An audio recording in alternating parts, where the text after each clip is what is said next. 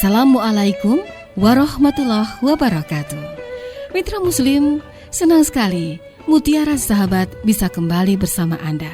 Saya Dina Amalia, dan kali ini saya akan mengangkat kisah Abu Talhah Al-Ansari, sang pahlawan di atas kapal.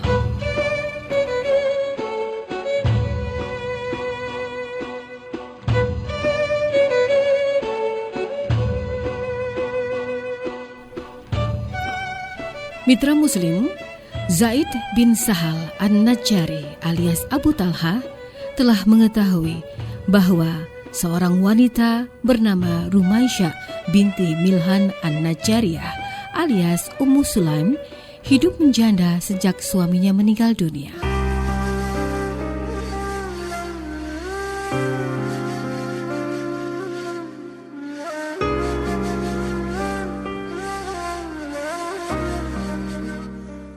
Abu Talhah sangat gembira mengetahui Ummu Sulaim adalah wanita baik-baik, cerdas, dan memiliki sifat-sifat kewanitaan yang sempurna. Abu Talhah bertekad hendak melamar Ummu Sulaim segera sebelum pria lain mendahuluinya.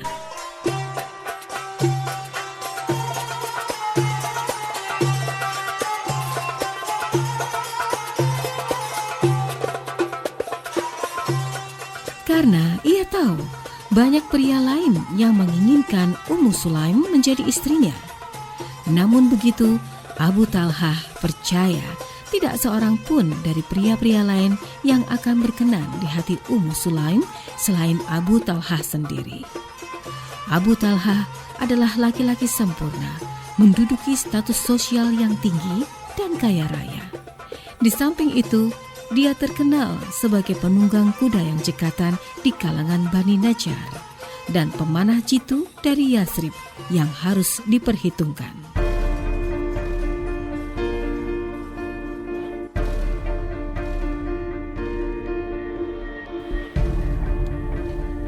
Abu Talhah pergi ke rumah Ummu Sulaim.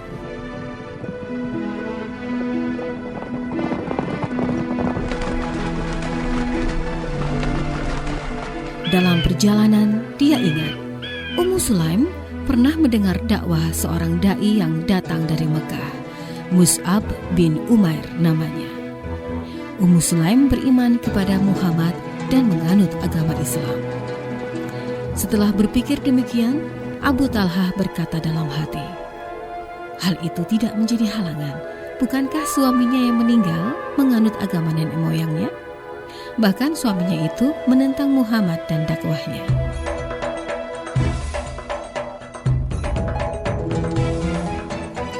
Abu Talhah tiba di rumah Ummu Sulaim. Ia diterima baik oleh Ummu Sulaim. Putra Ummu Sulaim, Anas, hadir dalam pertemuan mereka itu. Abu Talhah menyampaikan maksud kedatangannya, yaitu hendak melamar Ummu Sulaim menjadi istrinya. Ternyata Ummu Sulaim menolak lamaran Abu Talhah.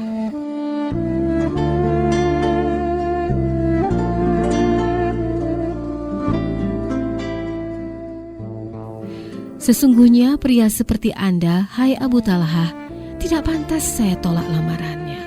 Tetapi saya tidak akan kawin dengan Anda karena Anda kafir, ujar Ummu Sulaim. Abu Talhah mengira Ummu Sulaim hanya sekedar mencari-cari alasan. Mungkin hati Ummu Sulaim telah berkenan terhadap laki-laki lain yang lebih kaya dan lebih mulia darinya.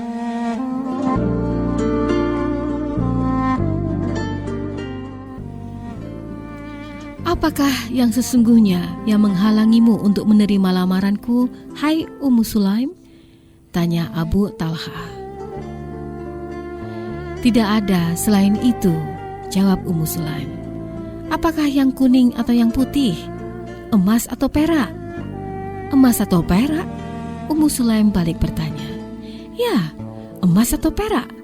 Jawab Abu Talhah menegaskan. Saksikan, hai Abu Talhah, kusaksikan kepada Allah dan Rasul-Nya. Sesungguhnya jika kamu masuk agama Islam, saya rela kamu menjadi suamiku tanpa emas dan perak. Cukuplah Islam itu menjadi mahar bagiku.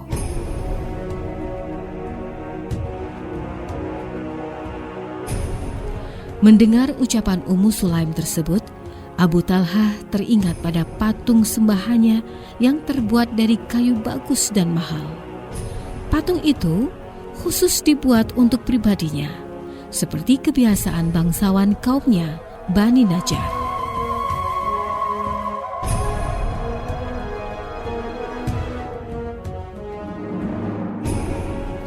Ummu Sulaim telah bertekad hendak menempa besi itu lagi selagi masih panas, yaitu mengislamkan Abu Talhah.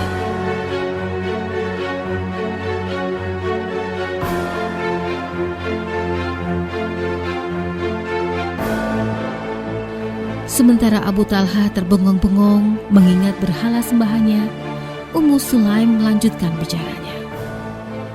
Tidak tahukah Anda, hai Abu Talhah, patung yang Anda sembah itu terbuat dari kayu yang tumbuh di bumi?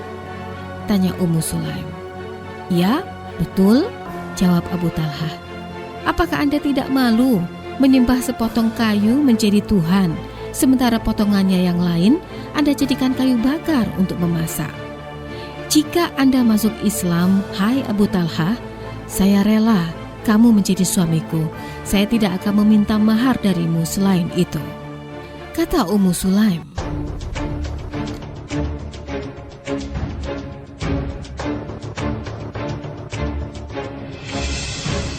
Siapa yang harus mengislamkanku? Tanya Abu Talhah. Aku bisa, jawab Ummu Sulaim. Bagaimana caranya? Tanya Abu Talhah. Tidak sulit, ucapkan saja kalimat syahadat.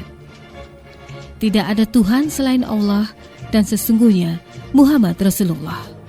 Sesudah itu, kamu juga harus ke rumahmu, hancurkan berhala sembahanmu, lalu buang, kata Ummu Sulaim menjelaskan.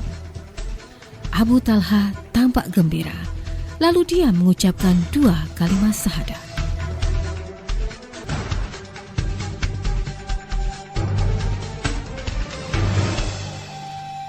Sesudah itu, Abu Talhah menikah dengan Ummu Sulaim.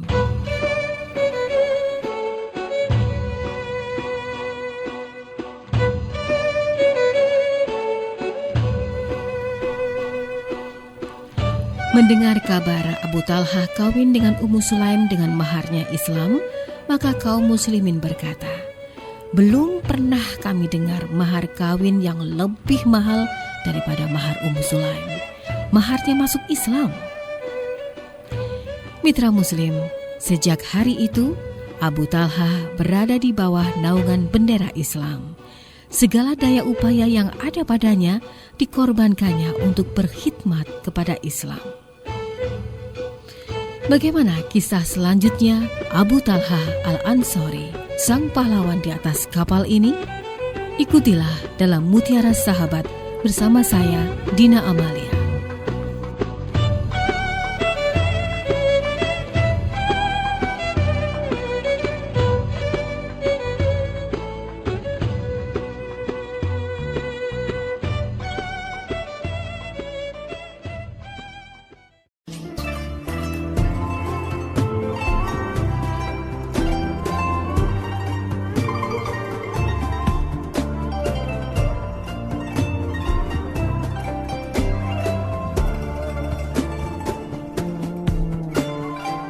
Mitra Muslim, Anda masih mendengarkan Mutiara Sahabat yang mengisahkan Abu Talhah Al-Ansori, sang pahlawan di atas kapal.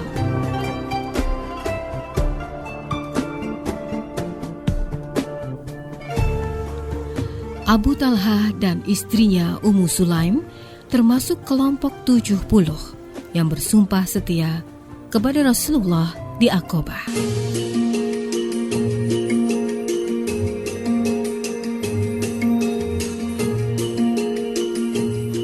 Abu Talhah ditunjuk Rasulullah menjadi kepala salah satu regu dari 12 regu yang dibentuk malam itu atas perintah Rasulullah untuk mengislamkan Yasrib.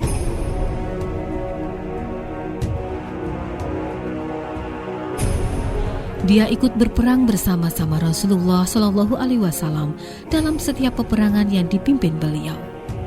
Dalam peperangan-peperangan itu, Abu Talhah banyak mendapatkan cobaan-cobaan yang mulia.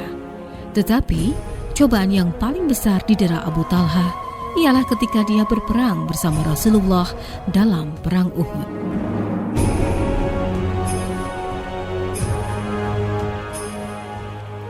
Abu Talhah mencintai Rasulullah sepenuh hati, sehingga perasaan cinta itu mengalir ke segenap pembuluh darahnya. Dia tidak pernah merasa jemu melihat wajah yang mulia itu, dan tidak pernah merasa bosan mendengar hadis-hadis beliau yang selalu terasa manis baginya. Apabila Rasulullah berdua saja dengannya, dia bersimpuh di hadapan beliau sambil berkata, "Inilah diriku, kujadikan tebusan bagi diri Anda, dan wajahku pengganti wajah Anda." Ketika terjadi perang Uhud, barisan kaum muslimin terpecah belah.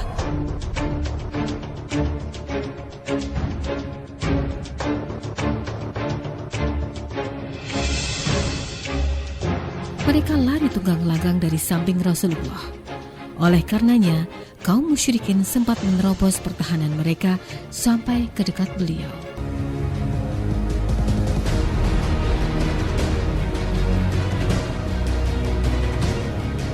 Musuh berhasil mencederai beliau, mematahkan gigi, melukai diri dan bibir beliau sehingga darah mengalir membasahi mukanya.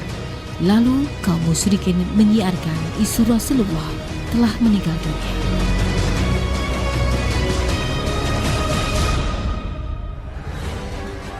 Mendengar teriakan kaum musyrikin itu, kaum muslimin menjadi kecut, lalu lari porak-poranda meninggalkan Rasulullah. Hanya beberapa orang saja tentara muslimin yang tinggal mengawal dan melindungi Rasulullah. Di antara mereka adalah Abu Talhah yang berdiri paling depan.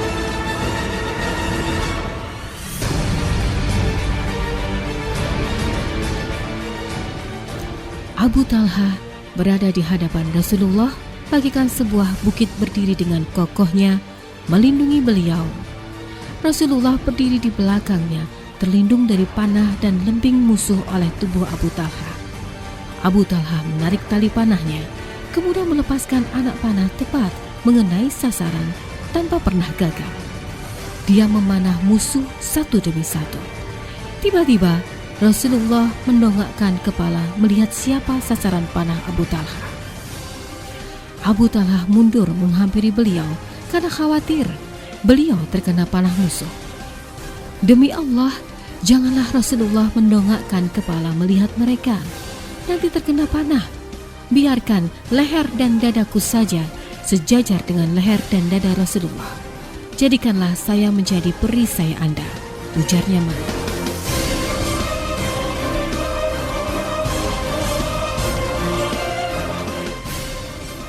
Seorang prajurit muslim tiba-tiba lari ke dekat Rasulullah sambil membawa sekantong anak panah.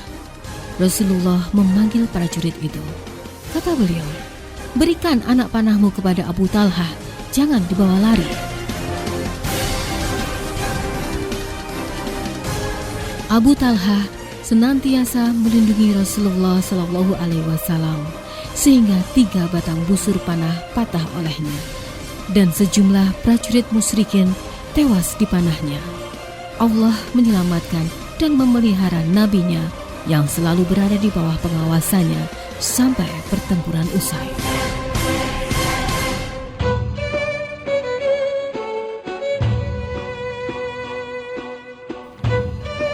Abu Talhah sangat pemurah dengan nyawanya berperang fi sabilillah. Namun, lebih pemurah lagi mengorbankan hartanya untuk agama Allah. Abu Talhah mempunyai sebidang kebun kurma dan anggur yang amat luas. Tak ada kebun di Yatsrib seluas dan sebagus kebun Abu Talhah. Pohon-pohonnya rimbun, buah-buahnya pun subur dan airnya manis.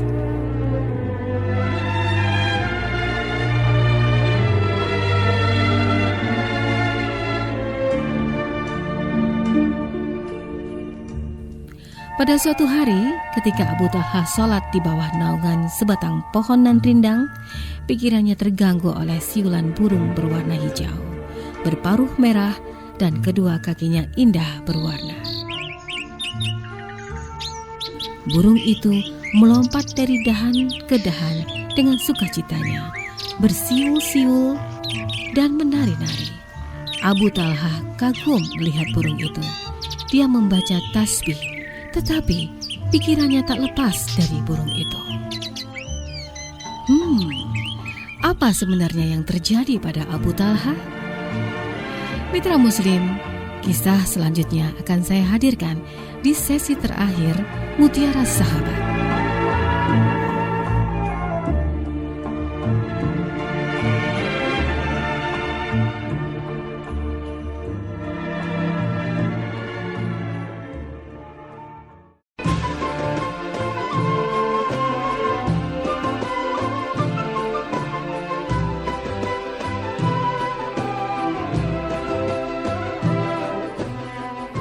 Mitra Muslim, Anda kembali mendengarkan Mutiara Sahabat, dan ini merupakan sesi terakhir untuk episode yang mengisahkan kehidupan Abu Talha Al-Ansari, pahlawan di atas kapal.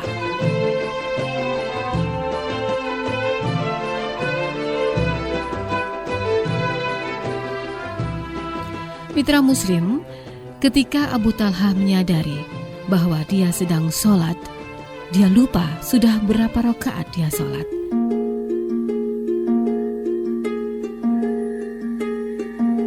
Dua atau 3 rakaatkah? Dia tidak ingat, karena dia sangat terkesima melihat burung yang luar biasa di kebun miliknya itu.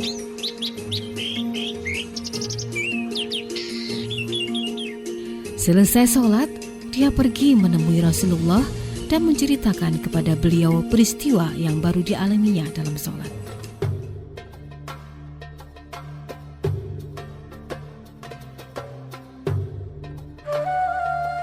Diceritakannya juga kepada beliau pohon-pohonan rindang dan burung yang bersiul sambil menari-nari ketika sedang sholat.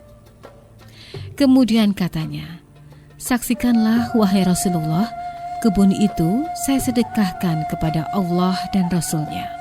Pergunakanlah sesuai dengan kehendak Allah dan Rasul-Nya."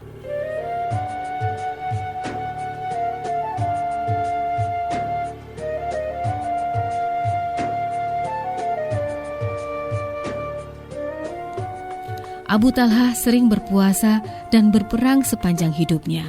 Bahkan dia meninggal ketika sedang berpuasa dan berperang fisabilillah.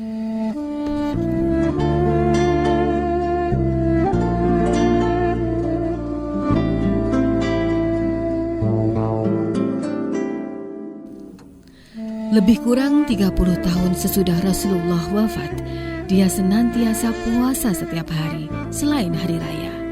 Umurnya mencapai lanjut, tetapi ketuaan tidak menghalanginya untuk jihad fisabilillah dan melakukan perjalanan jauh demi menegakkan kalimah Allah. Di zaman kafilah Utsman bin Affan, kaum muslimin bertekad hendak berperang di lautan. Abu Talha bersiap-siap untuk turut dalam peperangan itu bersama-sama dengan tentara muslimin.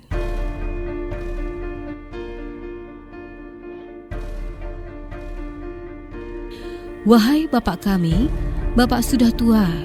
Bapak sudah turut berperang bersama-sama dengan Rasulullah, bersama Abu Bakar dan Umar bin Khattab. Kini bapak harus beristirahat. Biarlah kami berperang untuk bapak." Begitu kata anak-anaknya. Bukankah Allah telah berfirman,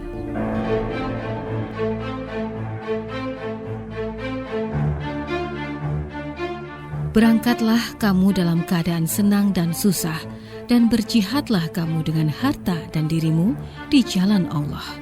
Yang demikian itu adalah lebih baik bagimu jika kamu menyadari." Quran Surat At-Taubah ayat 41.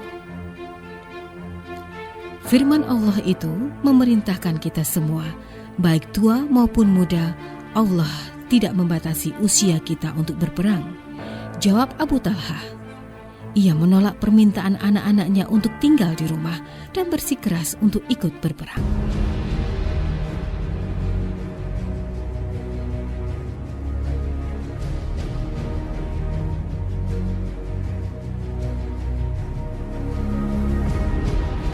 Ketika Abu Talhah yang sudah lanjut usia itu berada di atas kapal bersama-sama dengan tentara kaum muslimin di tengah lautan, ia jatuh sakit lalu meninggal dunia.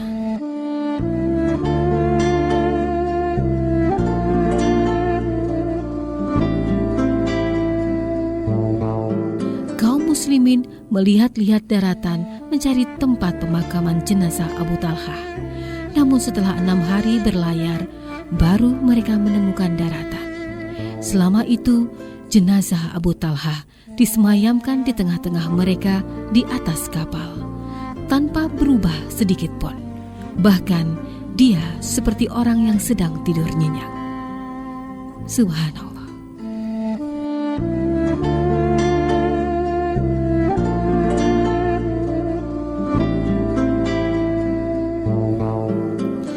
Mitra Muslim, demikian mutiara sahabat yang mengangkat kisah Abu Talhah Al-Ansari, pahlawan di atas kapal.